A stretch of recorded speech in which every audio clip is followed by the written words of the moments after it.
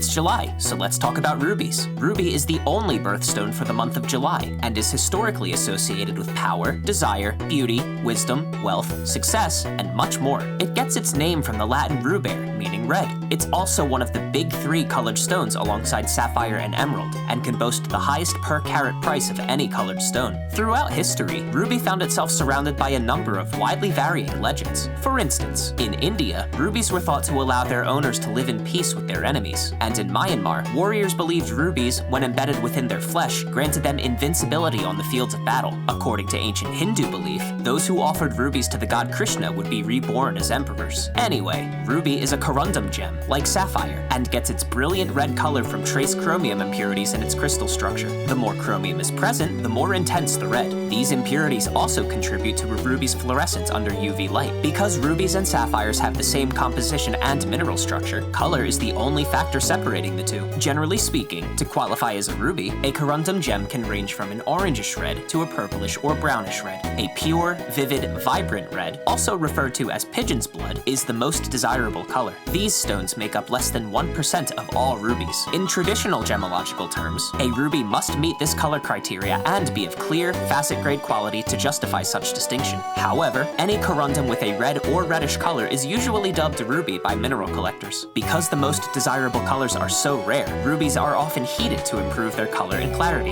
In addition to your typical gem-grade stone, you can also find rubies with six-pointed stars and rarely trapezius stones with spoked wheel patterns. Anyway, rubies can be found all across the world. Some of the most notable localities, however, include Myanmar, Sri Lanka, Madagascar, and Vietnam, with the most renowned stones forming within marble. Because marble has a low iron content, rubies forming within it have a stronger red color. Iron darkens their color and can also mask their fluorescence. This is why rubies hosted in other rocks, such as basalt, are of a less vibrant color. Most gem-grade stones are found in metamorphic or igneous rocks, and generally speaking, these stones are not mined from their host rocks. The process is pricey, and the risk of breaking the stones is high. However, they can make their way into streams after the host rock erodes away, and many gems are recovered from sediments within these streams. Natural ruby is highly sought after and exists in finite amounts, so synthetics and substitutes came about as a result. Synthetic ruby is chemically identical to its natural counterpart and is significantly easier and less costly to acquire. This allows jewelers and stonecutters to produce pieces in volumes high enough to meet market demand. So, did you learn something? Ruby is a stone that is firmly entrenched in the hearts and minds of its beholders. Its beautiful, rich color is enough to captivate just about anyone. It also looks quite like cherry candy, I think. So I'm going to rate it at a 9 out of 10 on the Yummy Meter. Remember, this ranking is based solely on looks, so please don't eat these. Join me next month for information on spinel, sardonyx, and peridot, August's 3 birthstones. Until then,